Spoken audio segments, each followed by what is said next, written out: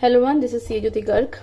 आज जो स्टैंडर्ड हम कवर करेंगे वो आपका रहेगा 320 materiality in planning and performing an audit. Sir, हम सबको पता है कि ऑडिटिंग के अंदर हम कभी भी 100% चेक नहीं करते, राइट? हम जो चीज मटेरियल होती है as per the auditor judgement, हम उस चीज को डिटेल में चेक करते हैं, राइट? अब ऐसे 320 ने बोला कि ऑडिटर का रिस्पॉन्सिबिलिटी है कि जब भी कोई ऑडिट स्टार्ट करो उससे पहले, काम करने से पहले भैया उस क्लाइंट के यहाँ पे जाके मटेरियलिटी देख लेना कि क्या चीज मटेरियल है और क्या नहीं। तो स्टैंडर्ड ने उसी के बारे में बताया है कि मटेरियलिटी होती क्या है। सर, बहुत छोटा सा स्टैंडर्ड है, चार्ट डाउनलोड कर लेना प्लीज। इसका लोगों को थोड़ा सा लैंग्वेज टफ लगता है तो उसके थोड़ा ब्रेक करके लिखा हुआ है इसमें। सबसे पहले हम बात करेंगे इसका डेफिनेशन के बारे में, मीनिंग क्या होते हैं। सर देखो, हम करते हैं फाइनेंशियल स्टेटमेंट्स का ऑडिट, उसके ऊपर देते हैं हम अपना ऑडिट रिपोर्ट, राइट? और जो यूजर्स होते हैं इस फाइनेंशियल स्टेटमेंट और ऑडिटर के रिपोर्ट के बेसिस पे अपने डिसीजंस फ्रेम करते हैं, राइट? तो स्टैंडर्ड ने बोला कि भैया आपके जो यूजर्स होने वाले हैं ना फाइनेंशियल स्टेटमेंट के,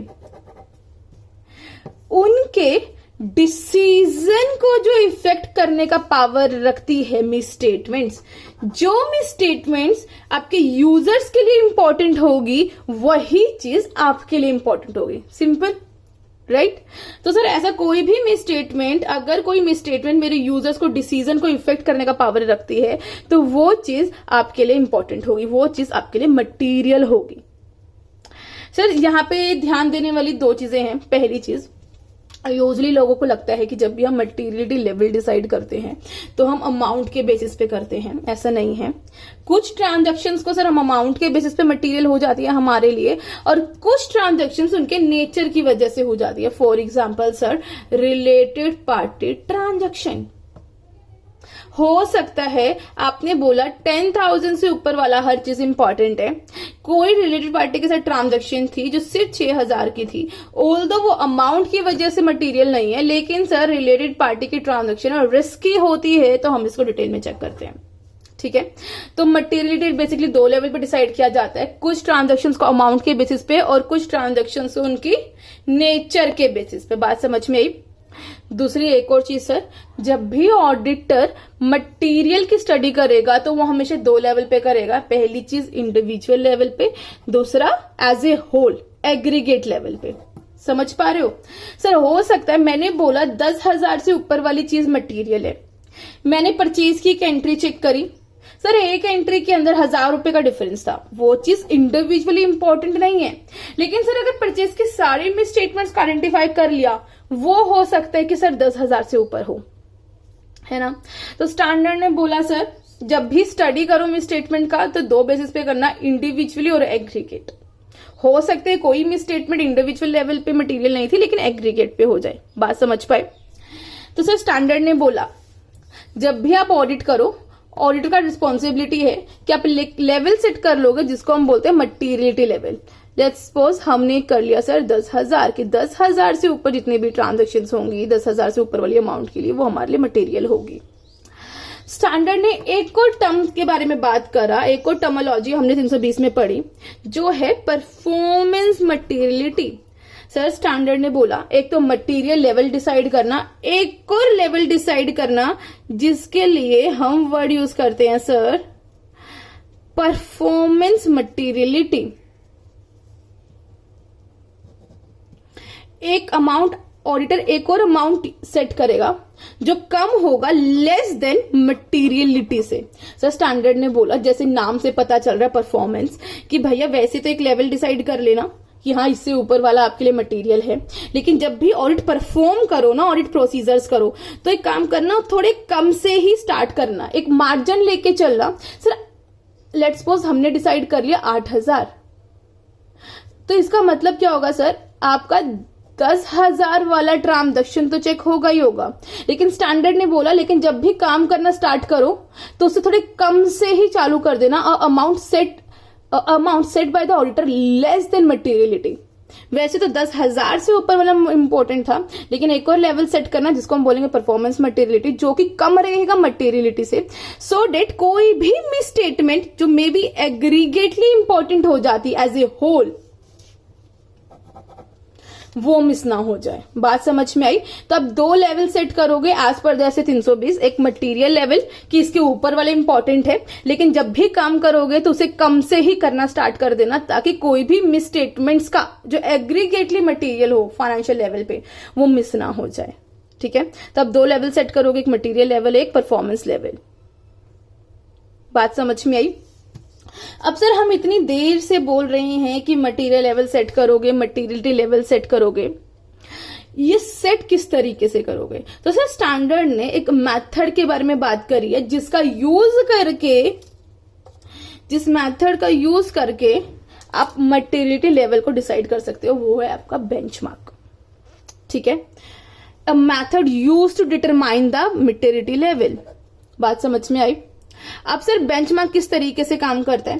सर सबसे पहले हम फाइनेंशियल स्टेटमेंट में वो एरिया देखते हैं जिसको हम बेंचमार्क डिसाइड कर सकते हैं। सर वो एरिया बेसिकली वो रहेगा फाइनेंशियल स्टेटमेंट का, वो एरिया जिसके ऊपर यूजर्स का सबसे ज्यादा ध्यान होता है, सबसे ज्यादा इंपॉर्टेंट एरिया। हर क्लाइंट के यहां पे अलग अलग हो सकता है सर। फॉर एग्जाम्पल मेरा क्लाइंट ट्रेडिंग का काम करता है, उसके लिए sale is something very important. तो मैंने क्या किया, मैंने सेल्स को बेंचमार्क मान लिया। ठीक है, या फिर सर जिस क्लाइंट के यहां पे मैं काम करने गई, उस क्लाइंट के यहां पे 90% इक्विटी होल्डर्स हैं और आपका 10% डिबेंचर्स हैं, राइट? तो सर ज्यादा आपके यूजर्स कौन है? इक्विटी। तो उनके लिए सर प्रॉफिट आफ्टर टैक्स बहुत इंपॉर्टेंट है, बिकॉज उनको डिविडेंड जो मिलेगा वो आफ्टर टैक्स से मिलेगा। तो मैंने क्या किया, प्रॉफिट आफ्टर टैक्स को अपना बेंचमार्क मान लिया। बात समझ में आई?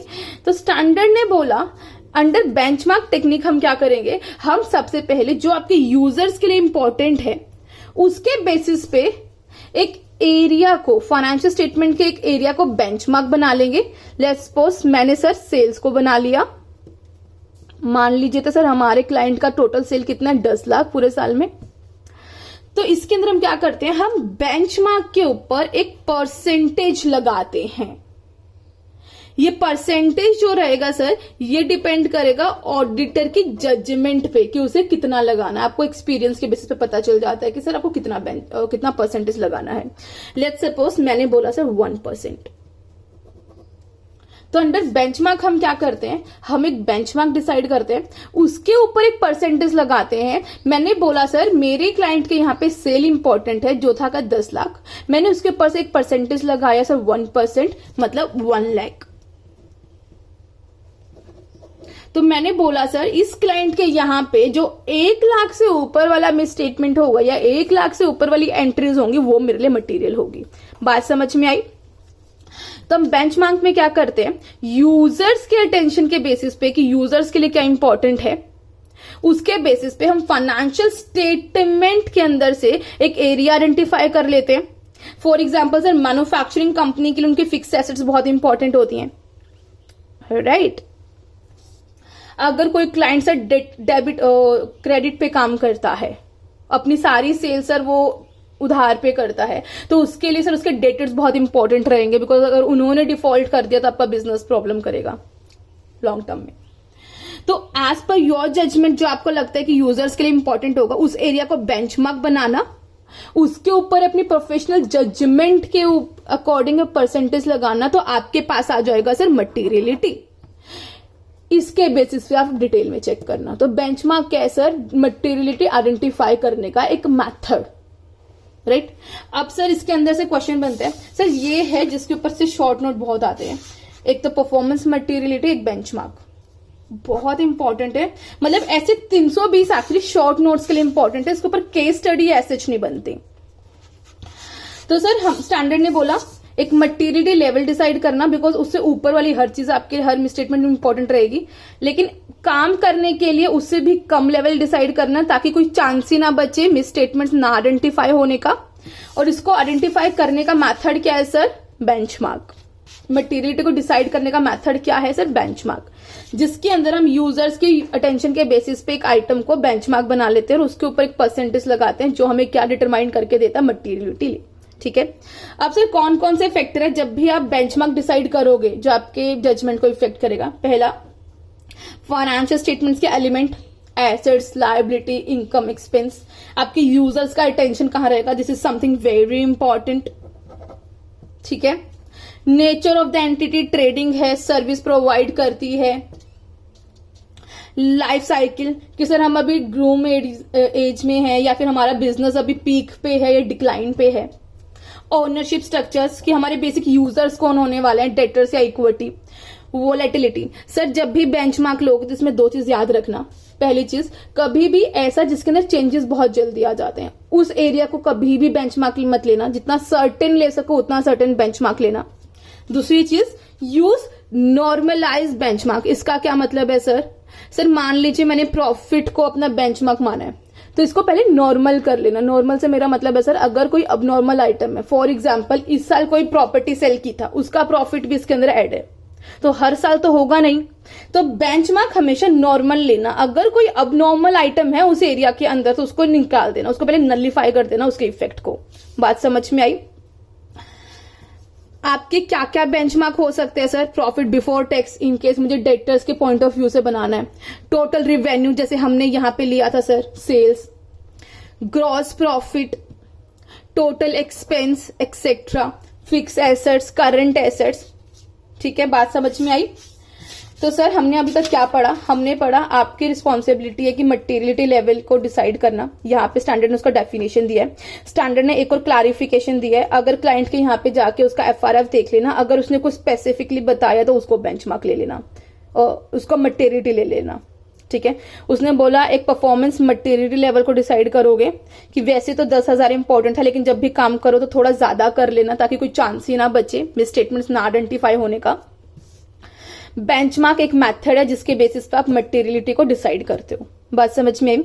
उसके अलावा सर थोड़ी बहुत क्लैरिफिकेशन है जिसको आप ध्यान दोगे। पहली चीज, वैसे तो हम स्टार्टिंग में मटेरियल लेवल डिसाइड कर लेते हैं लेकिन ड्यूरिंग द ऑडिट अगर हमें लगता है तो हम रिवाइज कर सकते हैं, राइट?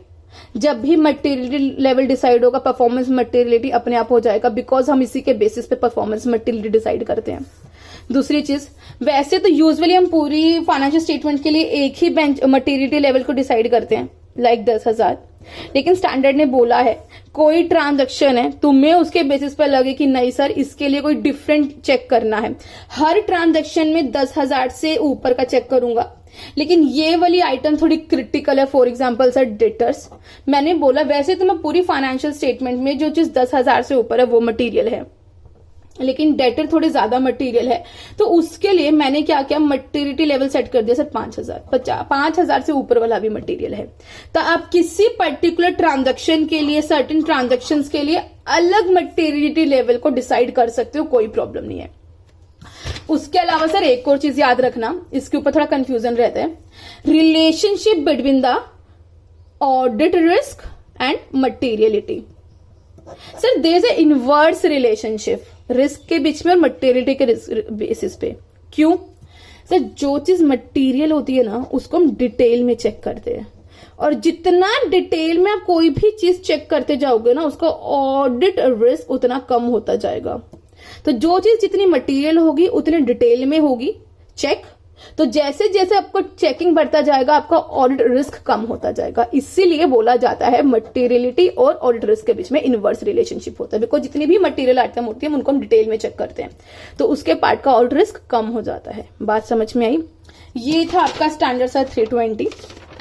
इसके अलावा ऑडिट के रिगार्डिंग कोई भी क्वेरी है तो आप मुझे मेल कर सकते हैं इसके ऊपर, या आप मुझे व्हाट्सएप कर सकते हैं।